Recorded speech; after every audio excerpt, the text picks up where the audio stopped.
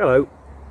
As you can't visit Pontefract Castle at the moment, we decided to produce a series of vlogs all about the sort of things that people might have been eating or growing for other reasons like medicines back in medieval Pontefract. In particular, some of the things they might have been using or eating at the castle. The first one we're going to look at is skirret. Skirret is it's this plant here. It's a medieval vegetable and it's been eaten for centuries, although probably most of you have never heard of it. It's probably of Chinese origin, and it came to this country, we think, with the Romans.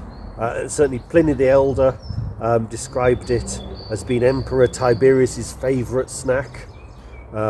Culpeper called it pleasant and wholesome. It's sweet, and it's been a favourite in this country for centuries. We certainly know that John Russell wrote a recipe for it in 1460, and he suggests coating it in batter for skirret fritters.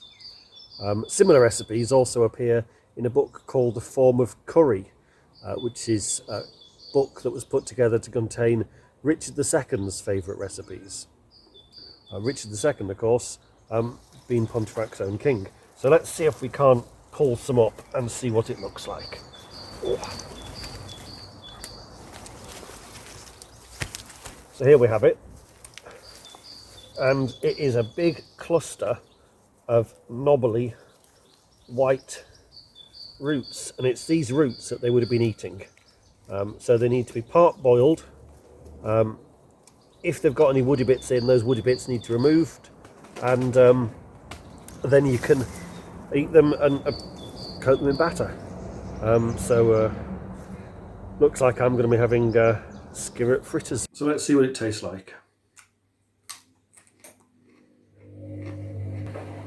It tastes quite like carrot actually. It's not unpleasant at all.